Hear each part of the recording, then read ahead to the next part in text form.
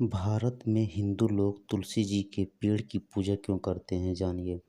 हिंदू धर्म में तुलसी के पेड़ को एक महत्वपूर्ण धार्मिक प्रतीक माना गया है। हर हिंदू परिवार के आंगन में तुलसी का होना जरूरी है।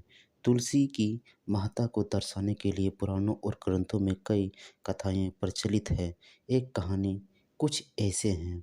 प्राचीन काल में जलंधर नाम का एक असुर था, जो वीर और शक्तिशाली था। उसकी पत्नी का नाम था वृंदा, जो एक पतिव्रतधारी थी। उसके इस तप के प्रभाव से उसका पति सदा विजयी होता था।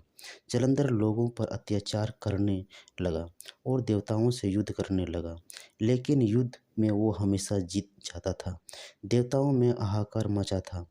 तब देवता भगवान विष्णु के पास गए, यह सहायता की गुहार लगाई। तब भगवान विष्णु ने जलंधर का छड्डा भेष धर के वृंदा को स्पर्श किया और उसका सतीत्व भंग कर दिया।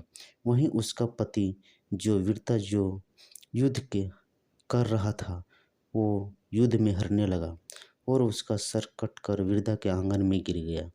जब वृंदा ने यह देखा तो सवाल किया कि उसके साथ है वो कौन है, तो भगवान विष्णु साक्षात खड़े थे। तभी वृंदा ने भगवान विष्णु के श्राप दिया कि जिस तरह तुमने मेरे पति को मुझसे अलग किया है, उसी तरह तुम्हारी पत्नी को भी कोई छल पूर्वक हारेगा और तुम उसके वियोग में मृत्यु लोक में तड़पोगे। यह कहकर वृंदा सती हो गई और जिस जगह सती हुई वहाँ तुलसी का पौधा उगा। वहीं एक अन्य कथा में श्राप थोड़ा बदल जाता है। वृंदा ने भगवान विष्णु से कहा कि वो पत्थर बन जाएंगे।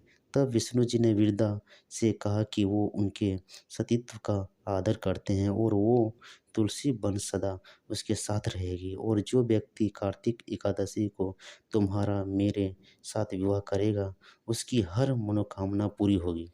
भगवान विष्णु जो पत्थर बने वो शालिग्राम कहलाया, जो तुलसी के पौधे के साथ स्थापित होता है। तुलसी और शालिग्राम के विवाह को देवी लक्ष्मी और भगवान विष्णु के प्रतीक विवाह के तौर पर देखा जाता है। तुलसी की एक कहानी भगवान कृष्ण से भी संबंधित है। खैर ये तो मिथिक है, लेकिन चिकित्सा और आयुर्वेद में तुलसी की बहुत महत्ता और उसका प्रयोग बहुत सी दवाओं में होता है।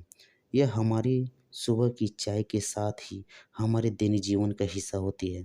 इसलिए ऋषि मुनियों ने ऐसे देवी का रूप देकर ऐसे हिंदू धर्म का एक आंगन बनाया है। दोस्तों, ये स्टोरी आप लोगों को कैसा लगा कमेंट में ज़रूर लिखिए। लाइक कीजिए और शेयर कीजिए और सब्सक्राइब।